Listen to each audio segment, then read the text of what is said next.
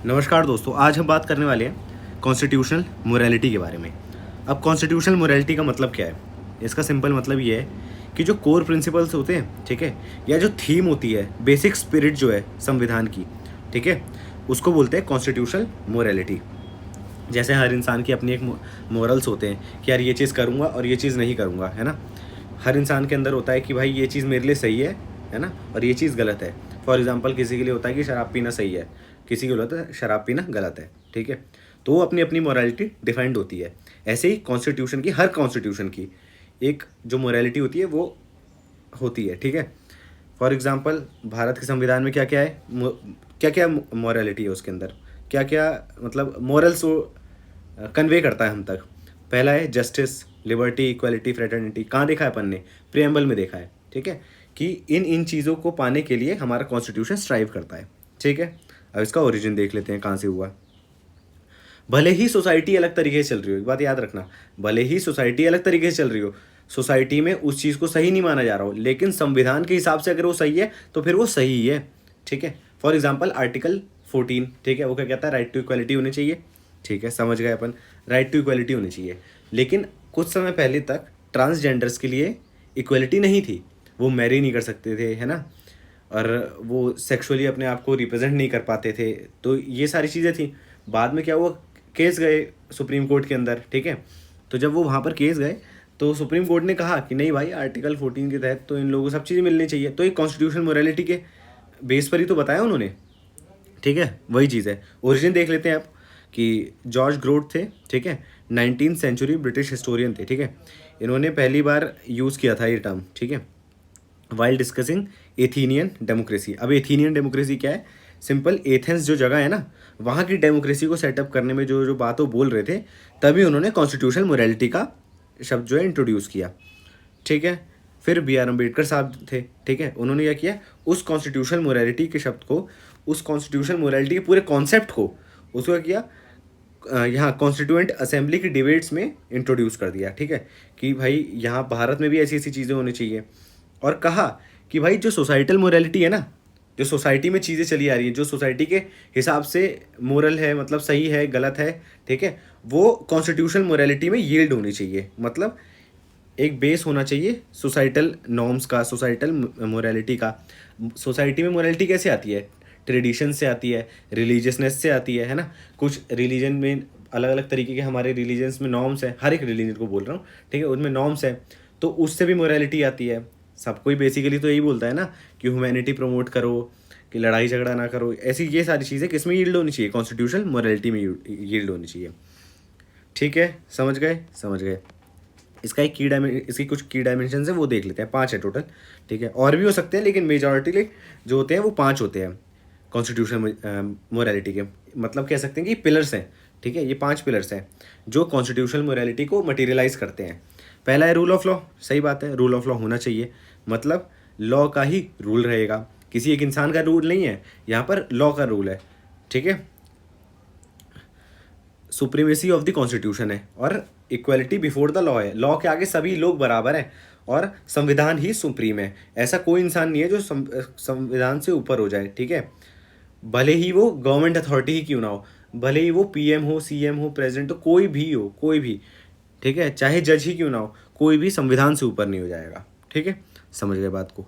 फिर है democratic governance होनी चाहिए, मतलब इंश्योर करो कि भाई पार्टिसिपेटरी डेमोक्रेसी हो, हर इंसान, ठीक है, भारत का जो 18 से ऊपर है, एक तरीके से वो पार्टिसिपेट करे, बीट वो गरीब है, अमीर है, मिडिल क्लास है, जो भी है, ठीक है, नॉर्थ में रहता है, साउथ में रहता है, ईस्ट में रहता है, वेस्ट में रहता है, कहीं भी भारत के किसी भी कोने से आता है, किसी भी वर्ग से आता है, ठीक है, वो पार्टिसिपेट करे डेमोक्रेसी के अंदर। कैसे पार्टिसिपेट करते हैं? अपन वोट दे के करते हैं, है ना।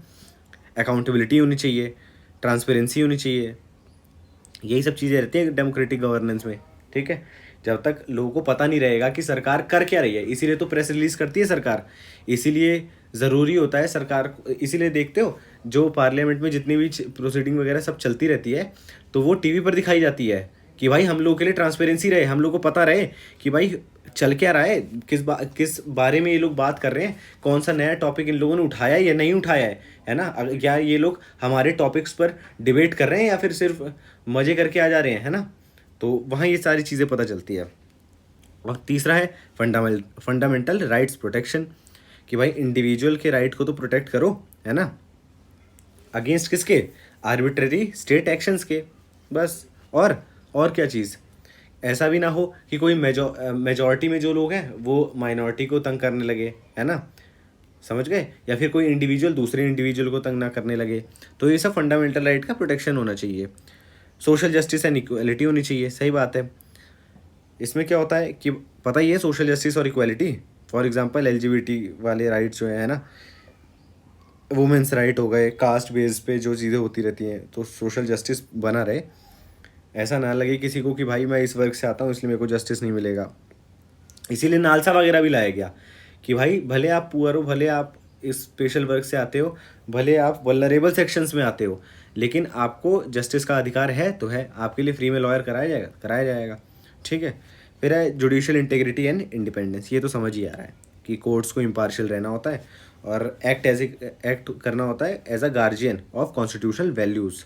ठीक है। भले ही अगेंस्ट हो पॉपुलर सेंटिमेंट के। पॉपुलर सेंटिमेंट का मतलब ये होता है कि मेजॉरिटी लोग क्या मानते हैं, है ना, समझो 100 लोग हैं, ठीक है, उसमें 70 लोग कहते हैं कि एक आदमी को फांसी होनी चाहिए, ठीक है, मेजॉरिटी क्या कह रही है, फांसी हो जाए, लेकिन जो कोर्ट है वो देखेगी, ठीक है, जज साहब देखेंगे, जज साहिबा देखेंगी, ठीक है, कि भाई क्या चीज़ मेरिट है इसके अंदर, क्या इसको सज़ा मिलनी चाहिए, एविडेंस सब चीज़ों पर देखकर तब बात होगी। ऐसा नहीं होगा कि भाई कह दिया तो हो गया। ठीक है। अब यहाँ पर कुछ जुडिशियल इंटरप्रिटेशन देख लेते हैं, और या फिर लैंडमार्क जजमेंट कह लो उसको। ठीक है, समझ फिर देख लेते हैं। ठीक, क्या है, पहला तो यही नास फाउंडेशन वर्सेस, सारे नहीं याद करने हैं, ठीक है, 2 याद कर लेना, 3 याद कर लेना, हो तो 2 तो सेम ही से हैं, याद हो जाएंगे। पहला है इसमें नास foundation versus government of NCT Delhi. इसमें दिल्ली हाई कोर्ट ने स्ट्राइक डाउन कर दिया किसको, सेक्शन 377 को। ठीक है, सेक्शन 377 किसका, आईपीसी का, उस समय इंडियन पीनल कोड चलता था। अब क्या चलता है ये बताना, आईपीसी को किसने रिप्लेस कर दिया है। ठीक है, तो उसको स्ट्राइक डाउन कर दिया किसके बेसिस पे, कॉन्स्टिट्यूशनल मोरालिटी के बेस पे। उन्होंने कहा भाई कॉन्स्टिट्यूशनल मोरालिटी बड़ी है, किससे, सोसाइटल मोरालिटी से। सोसाइटी में भले ठीक ना मानते हो इस चीज़ को, ठीक है, कि 2 आदमी 2 महिलाएं, ठीक है, या गे लेस्बियन, ये सारी चीज़ें नहीं अलाउड है, लेकिन उन्होंने बोला कि भाई उनकी मर्ज़ी है, उनका राइट टू लाइफ है ना, वो जिस मर्जी को चूज़ करें। तो ये सारी चीज़ें। दूसरा था Navtej Singh Johar versus Union of India. Supreme Court ने अपील किया एलजीबीटीक्यू के डिग्निटी को, डिक्रिमिनलाइज कर दिया होमोसेक्सुअलिटी को, है ना। जस्टिस चंद्रचूड़ जी ने कहा था कि constitutional morality must prevail over popular public morality. वही जो पहले वाले केस में हुआ, नास फाउंडेशन वाले में। ये तो सेम हो गई, ये दोनों याद रह जाएंगे आप लोगों को। ठीक है, 9 साल के बाद हुआ, पहला वाला 2009 में हुआ, दूसरा वाला 2018 में हो गया। ठीक है, फिर है Indian young lawyers association versus state of Kerala, Sabarimala case, है ना, पता है सबरीमाला केस क्या था, अरे वुमेन की एंट्री को लेकर था ना विवाद। तो वही था इसके अंदर कि भाई उसमें भी चंद्रचूड़ साहब ने कहा था कि पैट्रियार्की नहीं घुसनी चाहिए रिलीजन के अंदर, है ना, वो कॉन्स्टिट्यूशन मोरालिटी के अगेंस्ट हो जाएगी। मतलब साफ सीधी बात है, महिलाओं को हर जगह, एंड वो अलग बात है कि रिलीजन के हिसाब से ठीक है कि नहीं है, वाइब्रेशन हर चीज़ अलग है। अभी हम सिर्फ संविधान को लेकर चल रहे हैं और सिर्फ इतना ही फोकस रखो, ठीक है, बाकी के हिसाब से नहीं सोचना है। अभी संविधान की किताब पकड़ के हाथ में उस हिसाब से सोचना है, ठीक है, बाकी सारे सेकंड थॉट हटा दो। सिर्फ संविधान की किताब में जो लिखा है उसका जो थीम है उस हिसाब से सोचो कि भाई होना चाहिए, औरतों को जाने का अधिकार मिलना चाहिए, नहीं मिलना चाहिए, मिलना चाहिए, क्योंकि संविधान में इस तरीके की चीज़ें दे रखी हैं, है ना।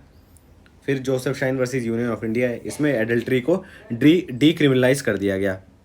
ठीक है, मतलब एडल्ट्री तो बताइए भाई कि एक हस्बैंड और वाइफ हैं, वाइफ ने कहीं और रिलेशन बना लिया, आदमी ने कहीं और रिलेशन बना लिया, तो पहले क्या होता जाता था कि भाई क्रिमिनलाइज कर दिया जाता था, पुलिस पकड़ के ले जाती थी, ये सब करते थे। तो अब ये सिर्फ एक डाइवोर्स का ग्राउंड बन के रह गया है। ठीक है, KS Puttaswamy versus Union of India, privacy case 2017 का है। सॉरी यार, ये पीछे से जो आवाज़ आ रही है ना, अब रिकॉर्ड करता हूँ तो कहीं ना कहीं से आ ही जाती है कुछ ना कुछ आवाज़।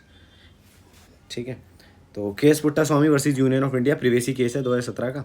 इसमें रिकॉग्नाइज कर लिया गया था राइट टू प्रिवेसी को। ये तो याद ही होना चाहिए, ये वाला तो बहुत इंपॉर्टेंट केस है, हर कुछ साल पे राइट टू प्रिवेसी पूछ ही लेता है। राइट टू प्रिवेसी किसके अंडर आता है, आर्टिकल 21 के अंदर आता है। समझ गए बात को, समझ गए। अब क्या देखना है, क्रिटिसिज्म एंड चैलेंजेस देख लेते हैं। पहली बात तो ये है, किसी कोई डेफिनेशन ही नहीं है भाई, तो क्या हो जाता है, इससे सब्जेक्टिविटी आ जाती है। ठीक है, और क्या हो जाता है, judiciary over judicial over reach हो जाती है इससे, है ना, क्योंकि एम्बिगियस है ना, इसकी जब कोई परिभाषा ही नहीं है ना, अपन तो बस समझा एक थीम को पकड़ के चलते हैं, कॉन्स्टिट्यूशनल मोरालिटी क्या चीज़ होनी चाहिए ये सोचते हैं, लेकिन क्या परफेक्ट डेफिनेशन है इसकी, नहीं है, एम्बिगियस है। हर इंसान के हिसाब से अलग अलग कॉन्स्टिट्यूशनल मोरालिटी निकल के आ सकती है, वो क्योंकि हर इंसान के अंदर अपना बायसनेस होता है, तो बायसनेस लगा कर ही उस संविधान को पढ़ रहा होता है, ठीक है। फिर है दूसरी चीज़, कॉन्फ्लिक्ट हो जाता है किससे, पॉपुलर मोरालिटी से। कई सारे जजमेंट जो हैं जिन्होंने पब्लिक प्रोटेस्ट और पॉलिटिकल बैकलैश भी सहा है ना, जैसे कि सबरीमाला इशू को ही देख लेते हैं।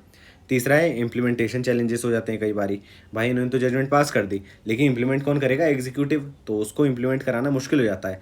भले आपने जजमेंट पास कर दी, लेकिन सोसाइटी तो अभी तैयार नहीं है ना उस चीज़ को मानने के लिए, तो ये सारी चीज़ें रहती हैं। फिर है सिग्निफिकेंस और इम्पैक्ट देख लेते हैं।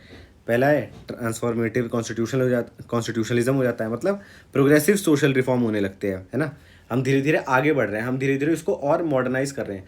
मॉडर्नाइज का मतलब सिंपल ये नहीं है कि भाई नंगे घूमो, मॉडर्नाइज का मतलब ये होता है कि भाई जहाँ पर कल खड़े थे उससे और ब्रॉडर थिंकिंग आई आपके पास, है ना। ब्रॉडर थिंकिंग कैसे होती है कि जब आप देश को आगे बढ़ाने की बात करो, है ना, और हर इंसान के हक के लिए बात करो, तो वो होता है ब्रॉडर थिंकिंग। ऐसा नहीं है कि भाई मेरे को नंगा होना है मैं दौड़ जाऊंगा, ये तो मेरी हक की बात है, इससे कहाँ देश बढ़ रहा भाई, ठीक है, तुम मजाक का मोहरा और बन रहे हो ठीक है। फिर है इंक्लूसिव डेमोक्रेसी, ये प्रोटेक्ट करता है माइनॉरिटीज़ को, है ना, मतलब ये क्या प्रोटेक्ट करेगा, ये मतलब बता रहा है कि भाई माइनॉरिटीज़ को प्रोटेक्ट करना, मार्जिनलाइज कम्युनिटीज़ को प्रोटेक्ट करना, है ना। इससे क्या होता है कि भाई सब एक इंक्लूसिविटी आ जाती है कि कोई भी सेक्शन अछूता नहीं है, कोई भी वल्नरेबल सेक्शन हो, अमीर हो गरीब हो, चाहे कोई भी हो, कोई सेक्शन हो, कोई इंडिविजुअल हो, उसके पास क्या है, पावर है, क्या चीज़, जस्टिस सीख करने की, ठीक है, अपने लिए हक की लड़ाई लड़ने की। भले थ्योरी है, बहुत बड़ी बड़ी बातें कर रहा हूँ, लेकिन ठीक है। प्रमोट करता है सोशल चेंज। अरे यार पीछे देख रहे हो ये साले, कोई बात नहीं, वो भी बेचारा अपना काम कर रहा है, ये जब जब बोलता हूँ तभी आवाज़ लगाता है कि समझे ले ये वो। प्रमोट करते हैं सोशल चेंज को, और क्या, ठीक है, बस इतना ही है। कॉन्स्टिट्यूशन मोरालिटी वाला अपना लेक्चर खत्म होता है। अब क्या करना है, प्रीवियस ईयर उठाना है, और क्या करना है, सुन रहे हो भाई साहब, फुल जोर। चलो यार लेक्चर बंद कर देते हैं, तो भाई साहब इसके अंदर आगे करने लगेगा, ठीक है। चलो प्रीवियस ईयर उठा लेना, मॉक टेस्ट उठा लेना, और इस कंटेंट को उसके अंदर डालने की कोशिश कर लेना, ठीक है। चलो बाय बाय।